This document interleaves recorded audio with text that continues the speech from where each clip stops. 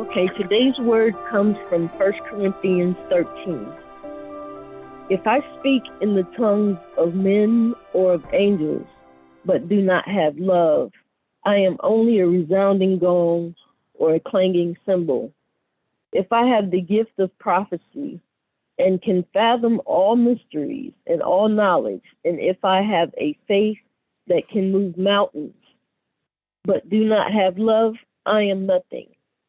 If I give all I possess to the poor and give over my body to hardship, that I may boast, but do not have love, I gain nothing.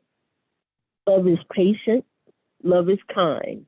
It does not envy, it does not boast, it is not proud. It does not dishonor others. It is not self-seeking, it is not easily angered, it keeps no record of wrongs. Love does not delight in evil, but rejoices with the truth. It always protects, always trusts, always hopes, always preserves. Love never fails, but where there are prophecies, they will cease. Where there are tongues, they will be stilled. Where there is knowledge, it will pass away. For we know in part, and we prophesy in part. But when completeness comes, what is in part disappears. When I was a child, I talked like a child. I thought like a child. I reasoned like a child. When I became a man, I put the ways of childhood behind me. For now, we see only a reflection as in a mirror. Then we shall see face to face. Now I know in part. Then I shall know fully, even as I am fully known. And now these three remain, faith, hope, and love. But the greatest of these is love. That was 1 Corinthians 13, the entire chapter. Thank you, Rika. Today I want to talk from the topic, You 2.0. You 2.0. You know, I don't know about you, but I'm still trying to wrap my head around the fact that today is October 3rd. And I think I'm not the only one, because all week I've been in meetings with people who have been saying things like, I can't believe it's actually fall. Or where did the summer go? Or is it really October 1st already? I heard that a few times on Friday. Other people said things like, soon it'll be Christmas, or where did the year go? You know, for years, I've heard older people say, it seems like time speeds up as we get older.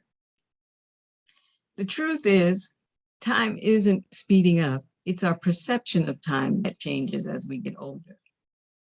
You know, for a kid, 10 years old, 1 year is 10% of their life. And for a 60-year-old, though, 1 year is less than 2% of their life. Dr. Kantosh Kasari said, we gauge time by memorable events, and fewer new things occur as we age to remember, making it seem like childhood lasted longer. Or Professor Adrian Bajan, who presents an argument based on the physics and neural signaling process. He says that over time, the rate at which we process visual information slows down. And this is what makes it seem like time speeds up as we grow older. You know, I used to think it would be cool to go back in time and start over again. Go back to some of those earlier days and relive some things, as if I loved those things and those times more than I love the present. But as I've been blessed to grow a bit older, I really love being here at 62. And the cool thing about my 62-year-old self is that it holds all of the memories still of my 20, 30, 40, and 50-year-old self. And the challenges and the problems that seemed so huge to me at various points in my life, they look different now from this perspective. then he looked less tragic and less unbearable from where I am right now. Like the text that was read, I can say, when I was a child, I spoke like a child. I thought like a child. I reasoned like a child. But when I became an adult, I put an end to childish ways. And all of this is because love helped me put things in perspective.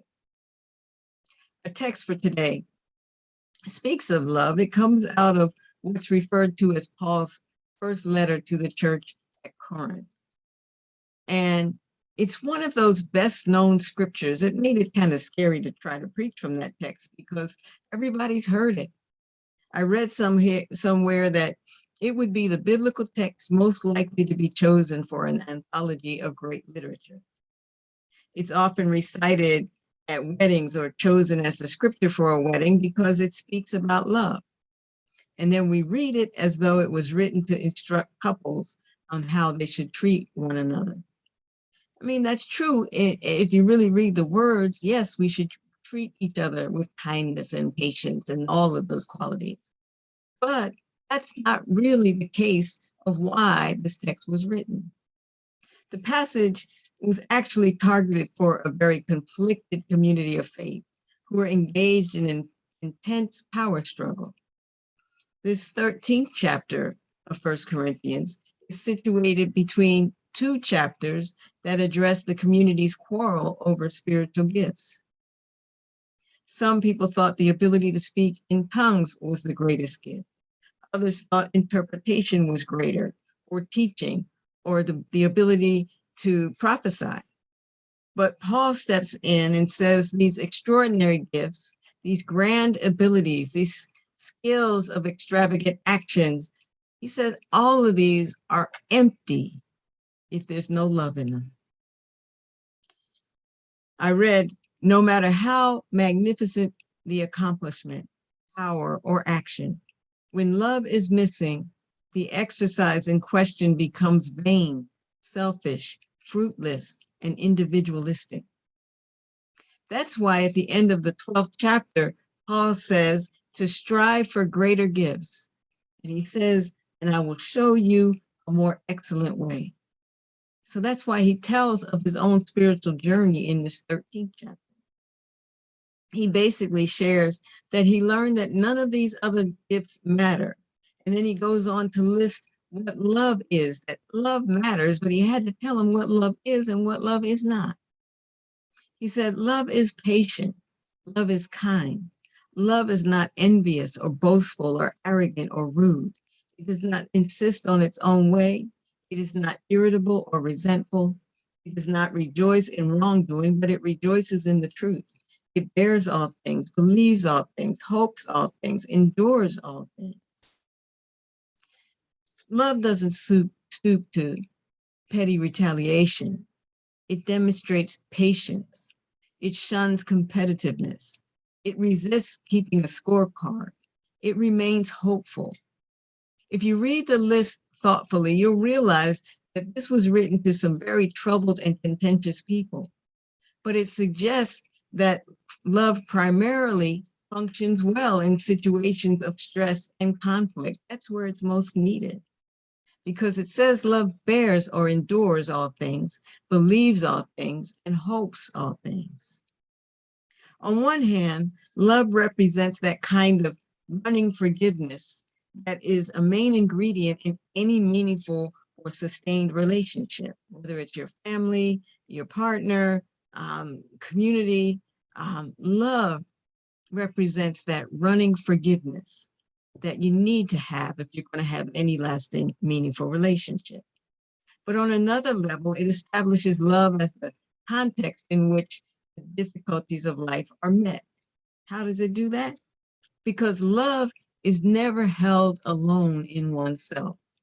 Love always involves another. It always links oneself to another. Love is a two-way street of relatedness between each person and another person, and or between each person and God. And that is the context in which love enables us, with the support of others who are linked in love, to bear and to endure whatever comes along. In his letter, Paul is clear that he didn't always see life this way. He probably once held the same beliefs and had the same problems as the people he was trying to reach with his message. But something happened to Paul along the way. And that's why he got to a point where he could say, love never ends, but for prophecies, they will come to an end. For tongues, they will cease. For knowledge, it will come to an end, because we know only in part and we prophesy only in part. But when the complete comes, the partial will come to an end. And when I was a child, I spoke like a child. I thought like a child. I reasoned like a child. But when I became an adult, I put an end to childish ways. He wasn't talking about childhood in a real sense. He was talking about childhood in a spiritual sense. Before he came to understand the true value of love as opposed to the transient and meaningless nature of the things that he once would have fought to defend, he was spiritually immature. And some of us can relate to being in that place as we walk back through some of the things we thought were so important in the earlier stages of our spiritual evolution.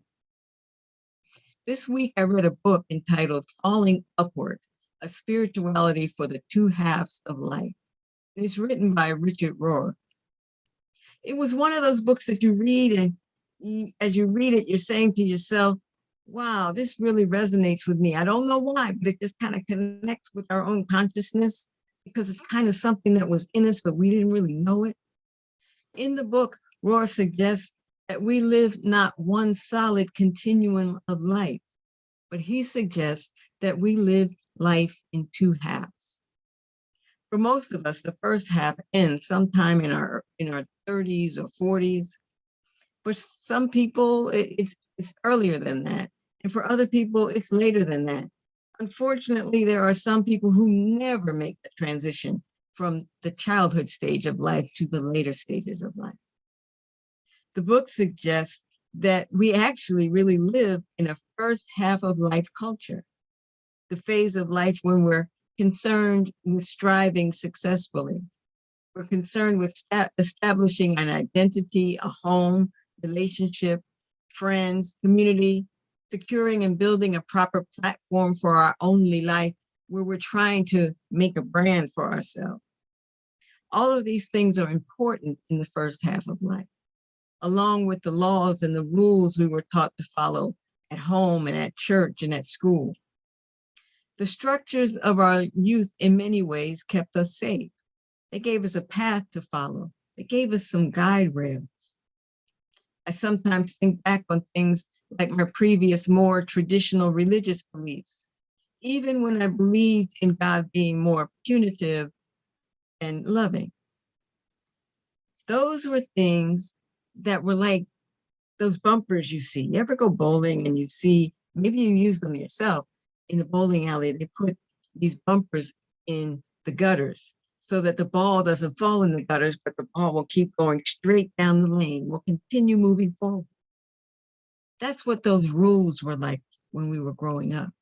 That's what some of that structure that we fought against, that's what it was for us. In the first half of life, we look at our elders during that phase of life, and we see elders as being naive or simplistic or out of it. But the truth is that in the first half of life, we just don't understand what we have not yet experienced. We think we know it all, but we haven't seen it all. In the first half of life, we spend a lot of energy defending our personal identity, our group, our gender issues, our little me. Rohr suggested that in this first stage of life, we are both overly defensive and overly offensive at the same time. Defensive and offensive. As I was writing this, I couldn't help but think back into the early 80s when I was in my 20s, and I got my first T-shirt with a rainbow flag. And it said across the front, "We are everywhere." And as I took that PATH train from New Jersey to New York City, I made sure everybody on that train saw my shirt. But it's kind of ironic to think I'm trying to send an in-your-face, I'm different message when the shirt I'm wearing is saying, we are everywhere. That's first half of life stuff. But thank God for spiritual and emotional evolution. That's not to say we don't need people on the front lines of racial, gender, LGBTQ, or religious tolerance issues. We do need these people. But we need people who have transcended the personal identity defensiveness and have moved into the bigger picture of a universal liberty and justice worldview. A person who has made the transition from the first half of life into the second half has a bigger view. They understand the world is not limited to their concerns or their opinions. They have a better understanding of context and priority because they have years of experiences. They not only can see the present day issues, they also still embody all that they have experienced and all that they have learned over the years. That's why when I meet young women or any minority who's trying to enter into STEM education or career, I remember what it was like when I went to school for engineering. I remember being the only female or the only Black person in the class. And I know I had to have that mindset of, I'm going to show you that I deserve to be here. Or I remember when I go to Washington, D.C. or the Georgia Capitol, when I went into those places to lobby for gay marriage or gay rights, I took with me that young lady who was on that train in her first rainbow t-shirt. That was still inside of me when I walked into these places.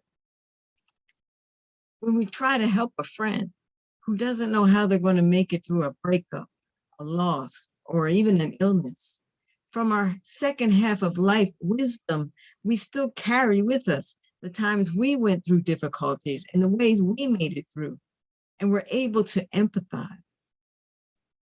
Because you see, you don't get to cross from the first half of life to the second half of life without going through something, a loss, a breakup, a firing, an illness, a major disappointment, a failure. Richard Roth put it this way: the supposed achievements of the first half of life have to fall apart and show themselves to be wanting in some ways, or we will not move further. Why would we? Normally, a job, fortune, or reputation has to be lost. A death has to be suffered, a home flooded, or a disease has to be endured. You know, God loves us enough to be with us through the challenges that come our way. And if we're open to it, we will learn and grow from our experiences. Sometimes we have to do it for ourselves. Some things in life, we can't depend on anybody else. We can't live our life on our grandmother or our mother or our father's faith or their wisdom or even just their prayers. We need to get some for ourselves. I read somewhere, God has no grandchildren. God only has children. As much as I didn't like going to church every Sunday, and as much as I have changed theologically, those days of singing, Jesus loves me, this I know, or those days of having a certain amount of fear that God was watching at those times when I thought about doing something wrong, those things kept me out of some situations that would not have gone well for me. In some case, those things, I'm sure, kept me alive. Being afraid of my parents, being afraid they would find something out. Some of that kept me in line while I was young. These first half of life experiences served me and served some of you well. But over time, we have to learn, and we did learn, that we could bowl without the bumpers. We could stay on the lane for ourselves. We could keep moving forward without these things that we had to depend on as we were growing up. Life happened and pushed us over a line where, like Paul in this text, we had to put away childish things. We gained a bigger picture of a broader and a deeper world. and realize some of the things that seemed so important before aren't that important anymore. We didn't have to have a I win, you lose, or even a I'm totally right and you're totally wrong worldview. One day, we realized that up, down, in, out, wrong, right, black, white, gay, straight, good, bad, there are no longer dualisms that we need to fight about. Those are the things that bolster all of the isms that separate us. We got to a point, hopefully, as we crossed from our childish life, our first phase life, to our second phase life, we got to a point where we can live life more calmly. And that when we do speak out, we confront issues with more clarity and more effectiveness. We may not have the same theological troubles that plagued the Corinthian church community of Paul's day, but we all have problems. We live in a world where we have increased natural disasters, increase in number and intensity of storms, or volcanic eruptions like what's happened in Spain, or more fires and more floods. We live in a world of inter and intra-party political divisions. We live in a world of increased violence, and we know we live in a world of pandemic. We are at a point where we can and must reprioritize our life around the characteristics of faith rooted in our awareness of and relationship to a God whose character is love. Hope, a hope born of the knowledge that the same God who brought us through things in the past and who sustains us in the present already exists in the future, in this incarnation and in the next. And the realization that if we are made in the image of God, and if God is love, then it follows that our foundational truth must be love, because that's at the core of who we are. Once we have reordered our life around these principles, no matter what age, we have entered into the second half of life. Yes, today really is the first Sunday in October 2021. And for me, time does seem to be moving faster. But I'm happy to note that I'm not just older in age. I am Kathi Martin Hunt 2.0. I've been through some things. God gave me the power to go through some things that I still don't know how I endured. But thankfully, I learned some things in the process. I think about technologies like phones and software. When they come out with a new version, it usually still includes the best of the earlier versions. They've just added or enhanced the capabilities. The same thing is true for you and for me.